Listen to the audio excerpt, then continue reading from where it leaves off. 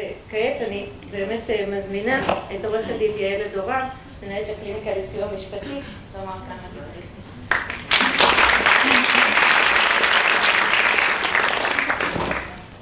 ערב טוב לכולם.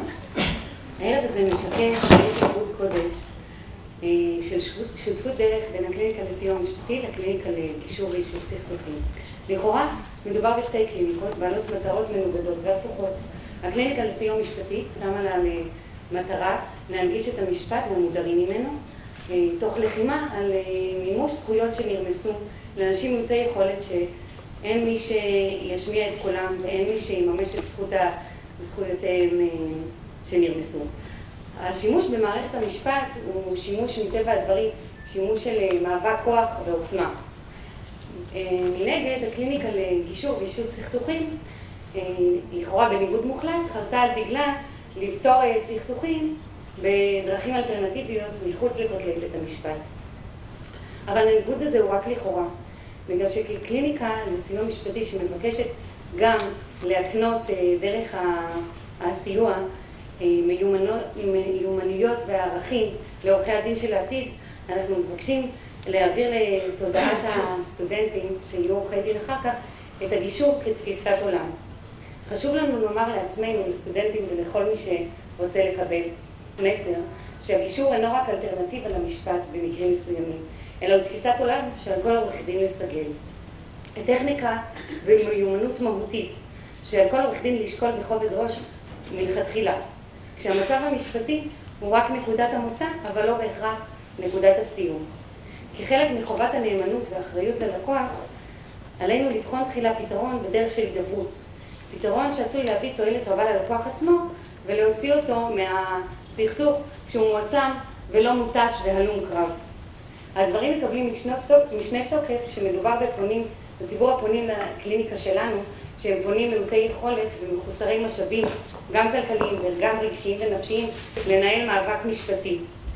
ובאופן מיוחד, כשמדובר בסכסוכי שכנים, שמדובר ביחסים ארוכי טווח, בסכסוכים כאלה אין מנצחים, יש רק מפסידים, כי היחסים צריכים להימשך עוד שנים ארוכות, הרבה אחרי שהסכסוך המשפטי נפתר בפסק דין.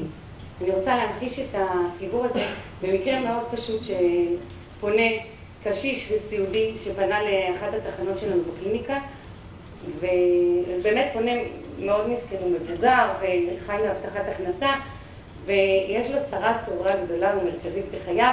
האנטנה המשותפת שעל גג הבית המשותף התקלקלה לפני חודשים רבים, ומאז הוא לא יכול לצפות בטלוויזיה, ואתם יודעים, אנשים כאלה בדרך כלל הטלוויזיה היא באמת מצרך מאוד חיוני ומרכזי בחיים שלהם, זה התוכנית של החיים שלהם, וזה באמת היה בנפשו.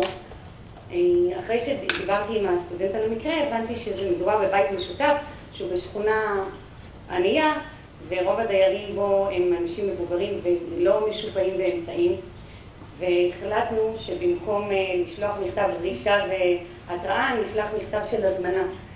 וכאשר הזכות המשפטית הייתה רק נקודת המוצא, שחובתו של ועד הבית לתקן את הרכוש המשותף, ולדאוג להחזקתו התקינה, אבל הבנו שיש פה משהו, כמו שהשופט אנגלר אמר בשיחה שלפני כן, שבדרך כלל זה רק קצה הקרחון של הסכסוך, אז כבר הפונה שלנו עושה מזה קנוניה, ומסע התנכלות אישית, והסדרים בוועד, וזה נהיה משהו שיצא קצת מפרופורציות, וביקשנו להזמין את ועד הבית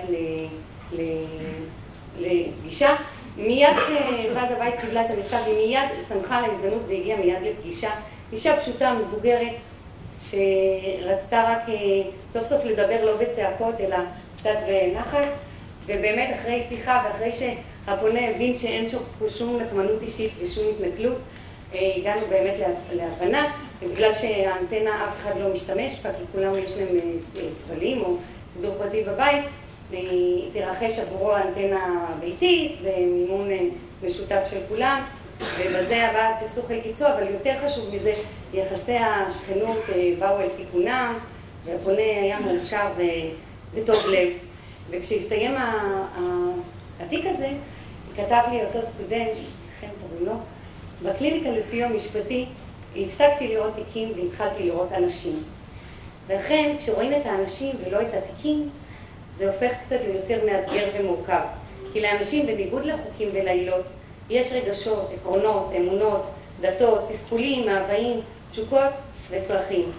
את כל אלה חובתנו לראות לנגד עינינו ולבחון תמיד מה באמת עומד בבסיס הסכסוך המשפטי. בדרך כלל הרבה עוצמות נפש ופחות עניין של ממש. רק על ידי ראייה רחבה של סכסוך בהקשר האנושי, נמלא את תפקידנו כעורכי דין ונשרת את האינטרס של הלקוח בצורה הטובה ביותר, הן בטווח הקצר והן בטווח הארוך, ונוכל לעשות צדק הן פרטי והן כללי חברתי. וכמאמר הפסוק, צדק צדק תרדוף, דורשים את הכפילות הזו, אפשר שני פירושים פה מתיישבים, גם שאת הצדק צריך לרדוף בצדק, זאת אומרת באופן מוצדק, וגם שככה נעשה צדק כפול, גם לפרט וגם לכלל. ואם נפנים את המסר הזה גם ליחסים הבין-אישיים שלנו, אז בכלל ייטב לנו. וכידוע לעקרונות יפים וטובים, צריך תמיד את האנשים הטובים באמצע הדרך, שגם יישמו אותם בפועל. ופה, מבחינת וילכו שניהם יחדיו, אני רוצה להודות לכל השותפים שלי לעבודה הזו.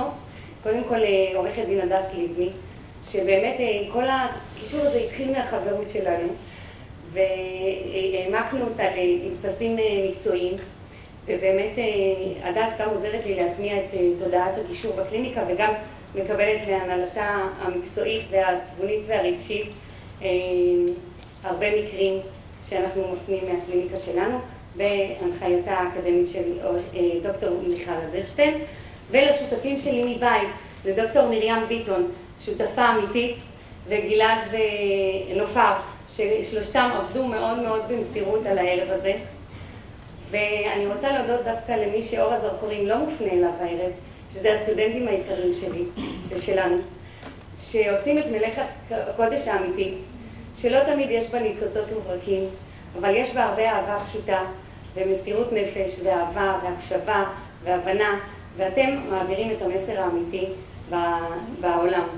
ולסיום, בניגוד למנהגי לסגיר מדבר תורה, אני רוצה דווקא לקרוא סיפור זן קצר, אני מצטערת, זה חזק ממני. אז הנה אני רואה פה את עורך דין יצחק רז לפתע, שכשהיינו צעירים ויפים נלחמנו זה בזה בבתי המשפט. גדלנו בקצת, זה אז אני מקדישה את זה לך. לא, היה לנו תיק מאוד טעון. פעם הגיע למאסטר הידוע, בחור צעיר, הוא ביקש ללמוד אצלו. למה לך את זה? שאל המאסטר. אני רוצה להיות חזק ובלתי מנוצח, ענה הצעיר. אז תהיה כזה. גלה לכל אחד נדיבות, אדיבות ותשומת לב. זה יביא לך כבוד מצד הסובבים אותך. הרוח שלך תהפוך לנקייה ורחבה, ולכן חזקה. תשומת הלב תעזור לך לראות שינויים הכי קטנים, ואז תמיד תמצא דרך למנוע עימות. אז תוכל לנצח בקרב בלי להתחיל אותו, ואם תלמד למנוע קרבות, תהיה בלתי מנוצח. מדוע? דרש הצעיר. כי לא יהיה לך עם מי להילחם, ענה המאסטר. הצעיר עזב. כעבור מספר שנים הוא חזר אל המאסטר. מה אתה רוצה? שאלו המאסטר הזקן. רציתי להתעניין, מה שלומך? והאם אתה זקוק לעזרה? ענה הצעיר. אז קיבל אותו המאסטר כתלמידו. תודה רבה.